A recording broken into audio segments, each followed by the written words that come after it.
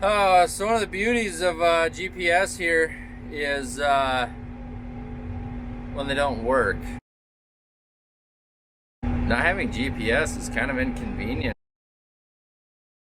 What if I have to drive it myself? That'd be bad.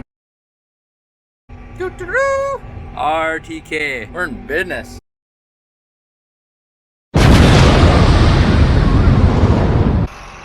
Okay, so now we're back in the same field here that we tine weeded, and sometimes the guy really wonders if your pass made any difference or not, but of course I didn't leave a check strip, but there's quite a bit of small stuff starting to come up in between the rows, between the peas and a little bit of oats that's sprinkled in here. And so the peas are at a stage where they're very fragile, and if I go out here with the tine weeder, it's just going to break them all off below the surface. So no, now we're going to come with a rotary hoe, and there's a lot of grass and some really small broadleaves. So hopefully we can clean these things up here with a pass. We got some dry, warm weather here, so that should, if those roots are exposed, they should die almost instantly. So a little bit of wind too, that helps. So here's a pea that's sprouting. There's lots more below the surface here. If we can get these buggers just flung up in the air enough, that'll allow for a nice kill. This is a good guy. That's oat. So yeah, we got peas kind of right over here everywhere. But you can also see right here, we got all sorts of little guys that gots to go. So we'll see what a rotary hoeing job does for this. So I'm gonna see about how aggressive I can be. I'll go as aggressive as I dare. Probably about 8 to 10 miles an hour. 12 if I'm feeling pretty cantankerous, which I might be. Yeah, we'll give this thing a whirl here. Not really a crust. That's usually the ideal thing, is if you have a crust, you can really do a lot of good kill.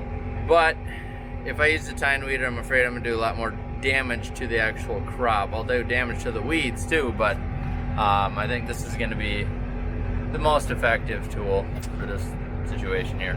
So actually, in this field behind me, across the road, that was wheat last year, and I had really good luck running a rotary hoe in there. I actually thought I was going to lose the wheat field because it was so covered in small lamb's quarter, and I was even able to straight cut because they cleaned up the field enough. And not only that, but the wheat went to almost 50 bushels an acre and was high protein, so worked once, should every time.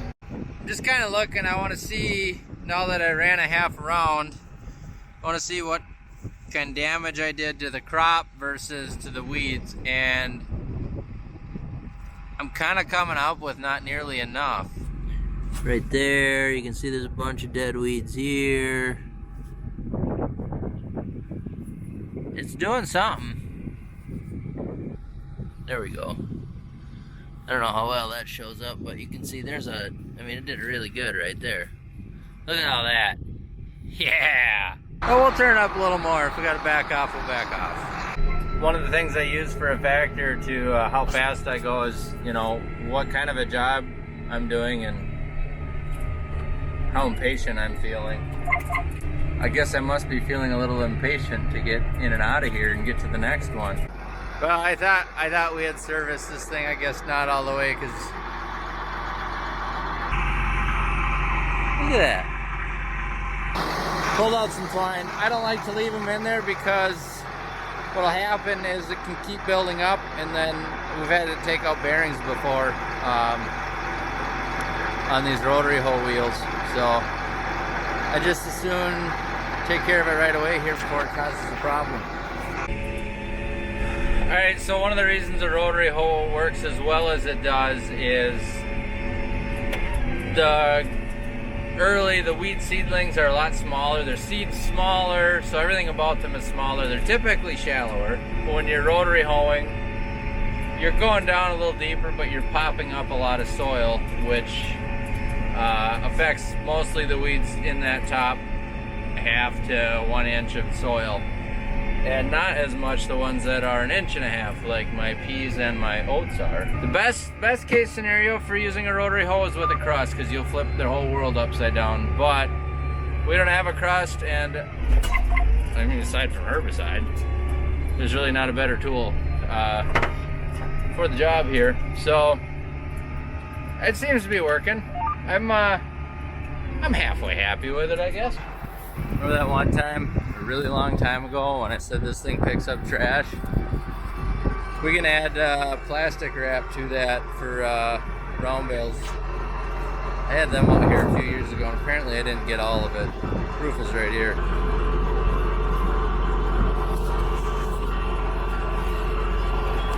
And trying to take out bearings. Hopefully get really dizzy watching that wheel spin around today. Let's see if we can hypnotize anybody. You're feeling sleepy. That one's got a good one. Yeah, this will be a really popular video with our druggy viewership. Which is nobody. Well, there's probably a few of them. We got a bunch of guys from Colorado. Come on. Yeah.